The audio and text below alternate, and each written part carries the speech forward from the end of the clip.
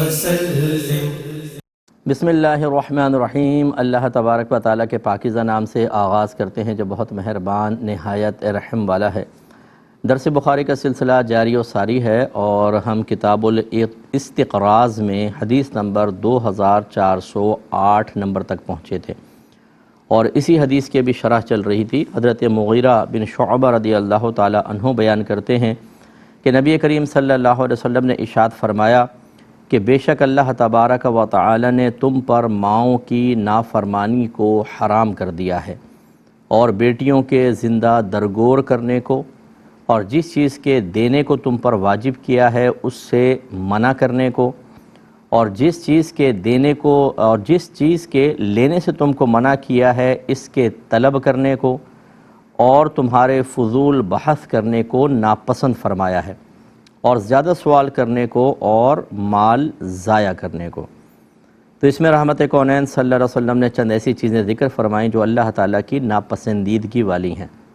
ناپسند کا مطلب ویسا ناپسند نہیں جیسے آپ اور میں ہوتے ہیں کہ ہم کسی کو دیکھتے ہیں تو کہتے ہیں اچھی لگی چیز، اور کسی کو دیکھتے ہیں تو فوراً ہمارے قلب پر ایک ناگوار اثر مرتب ہوتا ہے اور ہم کہتے ہیں مجھے اچھی نہیں لگی یہ چیز۔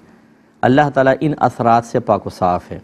جہاں اللہ تعالیٰ کے لیے پسند یا ناپسند، خوشی یا ناراضگی کا لفظ یعنی خوش ہونا یا ناراض ہونا کا لفظ استعمال ہوگا تو اس کا مطلب یہ نہیں ہوگا جیسے ہماری عارضی کیفیات ہوتی ہیں، بلکہ اس کا مطلب ہے ازلی فیصلہ۔ مثال کے طور پہ اللہ تعالیٰ کو یہ پسند ہے، اس کا مطلب کیا ہے کہ اللہ نے ازلی طور پر اس چیز کے لیے انعام مقرر کیا ہے، یہی اللہ کی پسندیدگی علامت ہے۔ اسی طرح اللہ کے خوش ہونے کا مطلب یہی ہے کہ اللہ تعالیٰ نے ازل سے یعنی ہمیشہ سے یہ فیصلہ فرمایا، جب کہ چیز بھی نہیں تھی، ہمارا عمل بھی نہیں تھا، نہ ہم پیدا ہوئے تھے، اللہ نے فیصلہ فرما دیا کہ جو ایسا کام کرے گا میں اس پر انعام دوں گا۔ یہی اللہ کی خوشی کا مفہوم ہے۔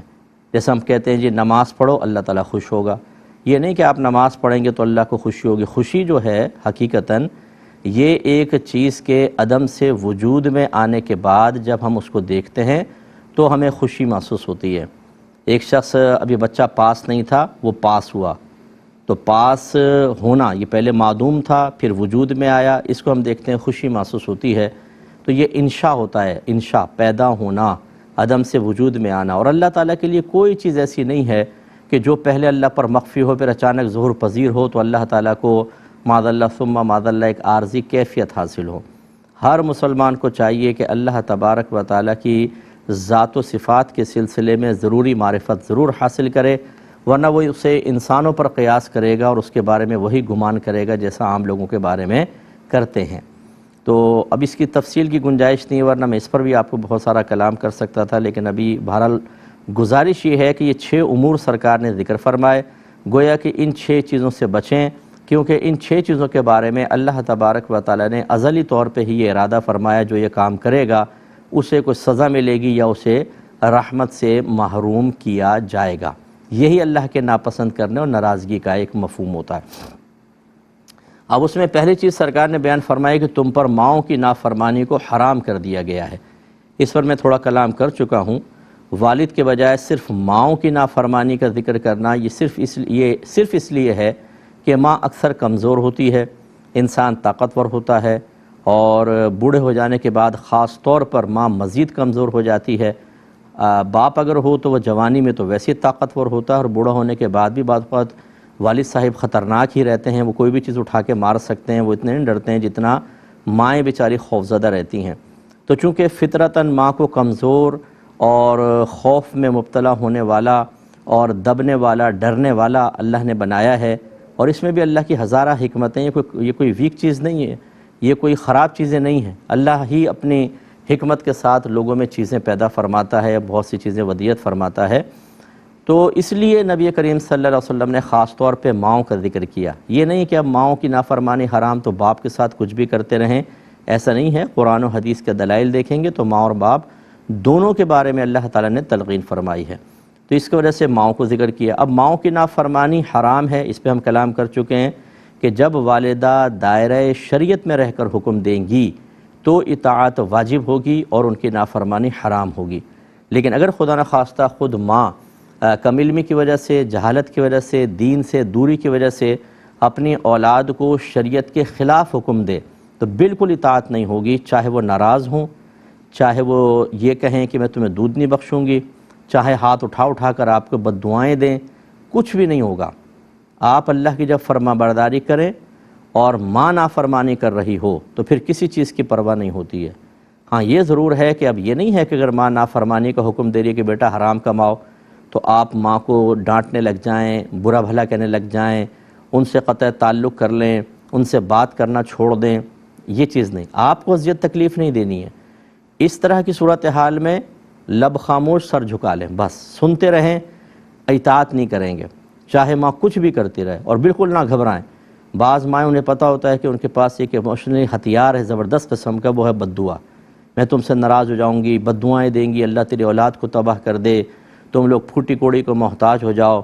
یہ باتیں دل پر اثر ضرور کرتی ہیں، وقتی طور پہ خوف بھی پیدا کرتی ہیں، لیکن جب ایک صاحب علم ہوتا ہے، ایک اللہ تعالیٰ اس کے رسول کی باتوں پر کامل ایمان رکھنے والا ہوتا ہے، وہ بالکل خوفزدہ نہیں ہوگا۔ یہاں خوفزدہ وہی لوگ ہوتے ہیں جن بیچاروں کو دین سے کوئی تعلق نہیں ہوتا، اتنا انہیں معلوم ہوتا ہے کہ جی ماں کا بڑا مقام مرتبہ ہے، وہ بھی ماں ہی نہیں سوچتی کہ جس دین نے آپ کو مقام و مرتبہ دیا ہے آپ اسی دین کے خلاف بچے کو بغاوت پر ابھار رہی ہیں، کوئی شرم آنی چاہیے، لیکن وہ بیچاریوں کو نہیں پتہ ہوتا۔ تو وہ جو عام قسم کے لوگ ہوتے ہیں جن کو اتنا علم نہیں ہوتا، وہ کانپ جاتے ہیں کہ یار اتنی خطرناک بد دعائیں، اور ماں کی دعا تو قبول ہوتی ہے، میرا تو بیڑا غرق ہو جائے گا۔ جب آپ اللہ تعالیٰ کی فرما برداری کر رہے ہوں تو کوئی ماں کی بد دعا اثر نہیں کرتی ہے۔ جو صحابہ کرام علیہم الرضوان نبی کریم صلی اللہ علیہ وسلم پر ایمان لائے، کیا ہر ایک کے ماں باپ ایمان لے آئے تھے؟ اور وہ ان سے شدید ناراض تھے اپنے اولاد سے، لیکن صحابہ کرام نے کوئی پرواہ نہیں کی۔ پہلے اللہ تعالیٰ ہے، اس کے رسول ہیں، قرآن ہے، اسلام ہے، پھر اس کے بعد ماں باپ ہیں، کیونکہ ماں باپ کو انہوں نے ہی مقام مرتبہ دیا ہے، انہوں نے ہی مقام اور مرتبہ ماں باپ کا ظاہر کیا ہے، ورنہ ہمیں کیا پتہ تھا کہ ماں باپ کی تعظیم کرنی اور ماں باپ کا اتنا مقام و مرتبہ ہوتا ہے۔ لہٰذا اچھی طریقے سے یاد رکھیں کہ نافرمانی میں اطاعت نہیں کریں گے، لیکن آپ بدتمیزی بھی نہیں کریں گے، قطع تعلق نہیں کریں گے۔ ہاں کبھی موڈ صحیح ہو پھر پیار محبت سے سمجھا دیں کہ اس مقام پہ جو آپ کا مطالبہ ہے وہ بالکل ناجائز ہے اور خود آپ کی آخرت کی بربادی کا سامان ہے، یہ آپ کے لیے بری موت کا سبب بن سکتا ہے، عذابات قبر کا سبب بن سکتا ہے، میدان محشر میں ذلت و رسوائی کا سبب بن سکتا ہے، اور اللہ زیادہ ناراض ہوا اور توبہ کیے بغیر اگر آپ کا انتقال ہو جاتا ہے تو ہو سکتا ہے جہنم میں داخلے کا سبب بھی بن جائے۔ میں کیسے آپ کی یہ بات مان لوں جو چیز آپ کو جہنم میں ڈالنے والی ہو؟ اس لیے بالکل پیار محبت سے سمجھائیں ضرور، لیکن لڑائی جھگڑا نہیں کریں گے۔ دوسرا سرکار نے فرمایا کہ بیٹیوں کے زندہ درگور کرنے کو، درگور مانے دفنا دینا، بیٹیوں کو زندہ دفنا دینا، یہ پہلے دور میں ایک مخصوص عرب کا قبیلہ تھا کہ جو بچیوں کے پیدا ہونے پہ بڑی شرمندگی محسوس کرتے، اور ان میں سے بعض تو اپنی بچیوں کو لے جا کر زندہ گڑھے میں گرا کر اوپر سے مٹی ڈال دیا کرتے تھے۔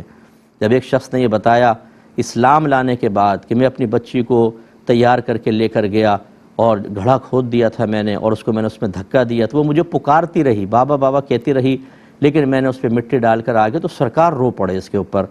تو اس طرح کے واقعات ہوئے ہیں، اس لیے نبی کریم صلی اللہ علیہ وسلم نے، اگرچہ وہ پورے عرب میں یہ چیز نہیں پھیلی ہوئی تھی، عورتیں تھیں ان کے بچے پیدا ہوتے تھے، کنیزیں تھیں ان کے بچے پیدا ہوتے تھے، اگر ہر عورت کو مار رہے ہوتے، ہر عورت کو دفنا دیتے تو پھر نسلیں کیسے چلتیں؟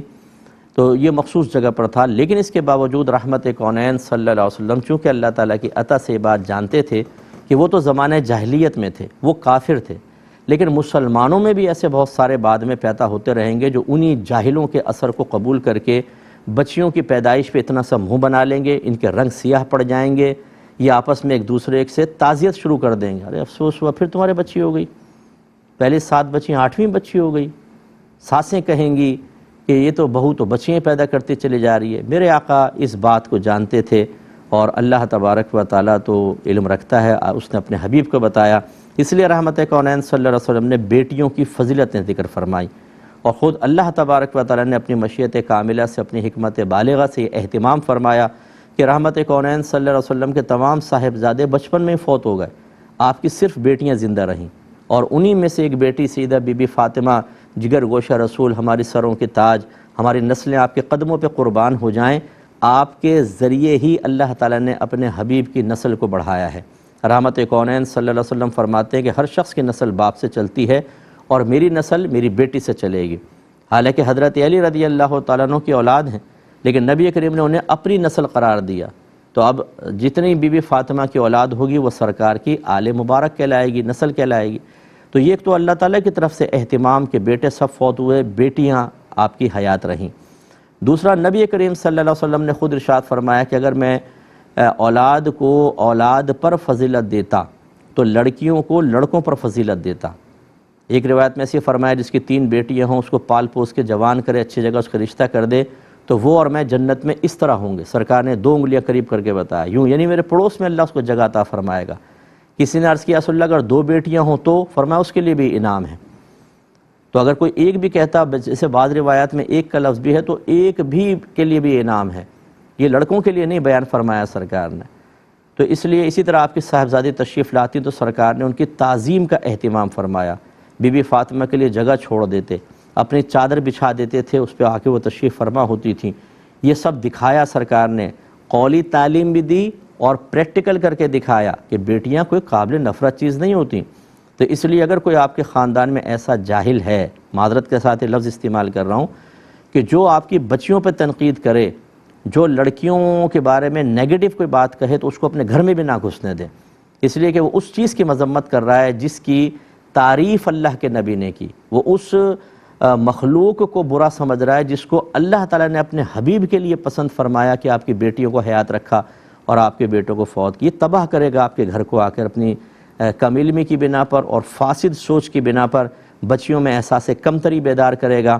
یہ ایک ڈیفرنس پیدا کرے گا آپ کے ذہن میں، آپ اپنی اولاد میں عدل نہیں کر سکیں گے، بیٹوں کو فوقیت دیں گے، بیٹیوں کو نظر انداز کریں گے، انہیں بوجھ سمجھیں گے، اور لڑکے بڑے ہیرو۔ لڑکے ایک سے ایک فنٹر ہوتا ہے، جتنی خدمت بیٹی کرے گی شاید ہی کبھی بیٹے کریں۔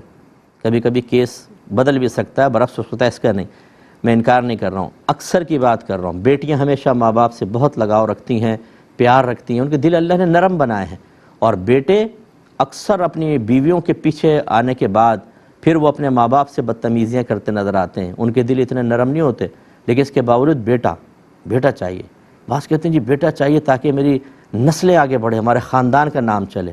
میں دائرہ ادب میں رہ کے پوچھتا ہوں، آپ کے خاندان نے کون سا ایسا کارنامہ کیا ہے کہ اس خاندان کو قیامت تک چلنا چاہیے؟ یہ بتائیے آپ پہلے مجھے، جس کے لیے آپ اتنا تڑپ رہے ہیں کہ بیٹا ہو تو ہمارے خاندان کا نام چلے۔ خاندان کو قابل قدر ہو، صاحب علم ہوں، بہت زیادہ متقی پرہیزگار ہوں، معاشرے کی اصلاح کا کام کر رہے ہوں، ملک کے لیے مذہب کے لیے انتہائی امپورٹنٹ ہوں، تو پھر آپ کی سوچ و فکر سمجھ میں آتی ہے۔ کرنا کیا ہے؟ بچہ پیدا ہوا، کھائے گا پیے گا، تعلیم بچے پیدا کرے گا، مر جائے گا۔ یعنی وہی ایک کام جو بلا مبالغہ بلا تمثیل معذرت کے ساتھ ایک جانور کر رہا ہے کہ وہ پیدا ہوتا ہے، کھاتا ہے پیتا ہے، پھر وہ اپنے نسلیں بڑھاتا ہے، مر جاتا ہے۔ پھر ہم میں اور ان میں فرق کیا ہوا؟ یا تو آپ اپنی نسلوں کی اس لیے خواہش کر رہے ہوں، خاندان کے آگے بڑھنے کی اس لیے کہ میں اللہ تعالیٰ کا ایک ایسا فرد تیار کروں گا، ایک ایسا فرما بردار فرد کہ جو معاشرے میں تبدیلی پیدا کرے گا، جو اصلاح کرے گا، اپنے خاندان کی اصلاح کرے گا، ان کو جنت کا راستہ دکھائے گا۔ یہاں پہ خود آپ کا یہ کہنا ہی ثابت کر رہا ہے کہ خود آپ اپنی نسلوں کے لیے ٹھیک نہیں ہیں۔ بیٹا ہونا چاہیے جی میرے خاندان کے بڑے، بیٹیوں کو بری نظر سے دیکھ رہے ہیں، یہ عین تعلیم شرع کے خلاف ہوا۔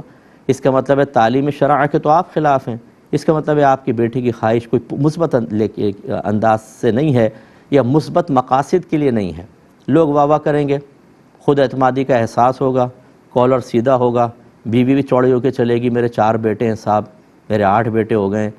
بس یہ آپ اسی پہ فخر کرتے رہیں اور بیٹیوں کو حقیر سمجھتے رہیں اور بیٹوں کی طرف سے اذیت اور تکلیف برداشت کرتے رہیں، اور میدان محشر میں پتہ چلے گا کہ بیٹیوں کو حقارت سے دیکھنے کی بنا پر آپ کا انجام کیا ہوگا۔ اس لیے جو بیٹیوں والے ہیں کسی احساس کمتری میں مبتلا ہونے کی حاجت نہیں۔ الحمدللہ میری بھی بچی ہے، میں اپنی بچی کو بچوں پہ فوقیت دیتا ہوں بعض اوقات۔ اور اس کے علاوہ کسی کو تانہ زنی کرنے کی ضرورت نہیں ہے۔ اگر کوئی میرے بھائی بہن سن رہا اور آپ نے کسی کی بیٹی پہ تانہ زنی کی، اللہ کی بارگاہ میں توبہ کریں۔ اور اسی طریقے سے اگر کوئی آپ لوگوں کو کہتا ہے بیٹی کے بارے میں کوئی بیڈ کمنٹس کہتا ہے، تو آپ کا کام ہے کہ اس کا پیار محبت سے ذہن بدلنا، اور نہ مانے تو جیسے میں نے آپ کو عرض کیا اس کو دور رکھیں، ورنہ آ کے خواہ مخواہ آپ کی بچیوں کا ذہن بھی خراب کرے گا، اور جہاں جائے گا معاشرے میں بگاڑ پیدا کرتا رہے گا۔ کم از کم اپنے گھر سے تو اس کو دور نہ کریں۔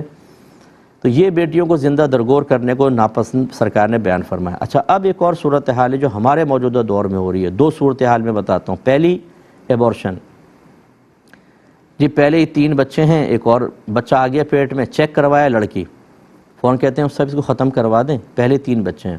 میں پوچھتا ہوں اگر بیٹا ہوتا تو ختم کرواتے کہ نہیں، آپ یہ بتائیں۔ یعنی آپ نے بیٹی کو حقارت کی نگاہ سے دیکھا، اس لیے آپ ابورشن کروا رہے ہیں کہ وہ لڑکی ہے، اگر لڑکا ہوتا تو چلو کام آئے گا اس کو فوراً ہاں چلو چلنے دو، پھر وہ 3 بیٹے نظر نہ آتے۔ تو یہ بڑا فاسد خیال ہے۔ یہ ضرور ہو سکتا ہے کہ اگر بیٹا ہو یا بیٹی، پہلے ہی بچے زیادہ ہیں، عورت بہت زیادہ کمزور ہے، جان کا خوف ہے، تو پھر 4 ماہ سے پہلے ابورشن کروا سکتے ہیں۔ وہ بھی پہلے آپ کسی عالم دین سے مشورہ کریں، پھر ڈاکٹر سے مشورہ کریں، اس کے بعد عملی قدم اٹھائیں۔ از خود فیصلہ نہیں کر سکتے ہیں۔ لیکن میں تو اس منفی سوچ کو ایک صورت کو، خاص صورت کو لے کر آپ سے کلام کر رہا ہوں کہ جو یہ والی ہے کہ پہلے ہی بچے ہیں، اب چیک پہلے کروا لیتے ہیں، الٹرا ساؤنڈ کروا لے جی پتہ چل گیا لڑکی ہے، اب وہ ایک دم یہ لڑکی ہے کیا کریں، ختم کروا دیتے ہیں۔ بیٹا ہوتا تو نہ کرواتے۔ یہ جو منفی سوچ ہے غلط ہے۔ یاد رکھیں کہ 4 ماہ سے پہلے، جیسے میں نے عرض کیا، کسی صحیح ضرورت کی بنا پر ابورشن ہو سکتا ہے، چاہے پیٹ میں لڑکا ہو لڑکی ہو، لیکن پہلے کسی مستند مفتی صاحب سے مشورہ، پھر ڈاکٹر سے مشورہ، پھر عملی قدم۔ لیکن 4 ماہ کے بعد صرف ماں کی جان کو خطرہ ہو تو آپ ختم کروا سکتے ہیں، ورنہ نہیں ختم کروا سکتے، چاہے لڑکی ہو چاہے لڑکا ہو۔ یاد رکھیں اگر ایسا ہوا تو ایک انسان کے قتل کی مثل ہے۔ تو اگر کسی نے اسی طرح 4 ماہ کے بعد بیٹی کو ضائع کروایا تو وہ بھی اسی طرح قتل کرنے کے زمرے میں آئے گا۔ دوسری چیز جو ہے وہ خودکشیاں جو آج کل ہو رہی ہیں کہ جی تنگ دستی سے پریشان ہو کر باپ نے پہلے بچوں کو مار دیا پھر خود مر گیا۔ بھائی اگر آپ میں ہمت نہیں ہے، میں سمجھتا ہوں، میں ایک عوامی آدمی ہوں، دیکھیں 30 سال سے ہم کام کر رہے ہیں اور میں لوگوں سے بہت اس لیے قریب ہوں کہ لوگ اپنے ذاتی مسائل مجھ سے بالکل کھل کر بیان کرتے ہیں، پڑھتا ہوں، سنتا ہوں، جواب دیتا ہوں لوگوں کو۔ اس لیے اس معاشرے کا جو ماحول ہے وہ مجھ پر بالکل مخفی نہیں ہے، نہ یہاں کا نہ باہر کا، کیونکہ ہر شخص تقریباً ہم سے رابطے میں رہتا ہے، بلکہ مختلف شعبہ ہائے زندگی کے لوگ ہم سے متعلق رہتے ہیں، پوچھتے رہتے ہیں، تو میں ہر شعبے کے بارے میں کچھ نہ کچھ اچھی طرح نالج رکھتا ہوں کہ ان لوگوں کی کیفیات کیا ہیں، مسائل کیا ہیں، پریشانیاں کیا ہیں۔ یہ بات بیان کرنا اس لیے مقصود ہے کہ ٹھیک ہے ملکی حالات بہت خراب ہیں، مان لیتے ہیں، لیکن آپ اتنے کم ہمت رہے کہ آپ نے خودکشی کا راستہ اختیار کیا، تو بچوں کو کیوں مارتے ہیں بھائی؟ ان کو چھوڑ دیں۔ آپ اگر تھوڑا صبر کرتے اللہ تبارک و تعالیٰ آپ کو بھی عطا فرماتا ہے۔ وَمَا مِن دَابَّةٍ فِي الْأَرْضِ إِلَّا عَلَى اللَّهِ رِزْقُهَا۔ زمین پہ چلنے والا کوئی جاندار ایسا نہیں جس کا رزق اللہ کے ذمہ کرم پر نہ ہو۔ کیوں نہ رہا آپ کو اس وعدہ خداوندی پر اعتماد؟ اللہ تعالیٰ فرماتا ہے وَأْمُرْ أَهْلَكَ بِالصَّلَاةِ وَاصْطَبِرْ عَلَيْهَا لَا نَسْأَلُكَ رِزْقًا نَحْنُ نَرْزُقُكَ۔ خود بھی اپنے گھر والوں کو نماز کو حکم دو، خود بھی اس پہ ثابت قدم رہو، ہم تم سے رزق کا سوال نہیں کرتے، رزق تو ہم تمہیں عطا فرمائیں گے۔ اب اس پہ اعتماد نہ کر کے خودکشی، پھر بچوں کو بھی مارنا، اس پہ کلام کریں گے نیکسٹ پروگرام میں۔ وآخر دعوانا ان الحمد للہ رب العالمین۔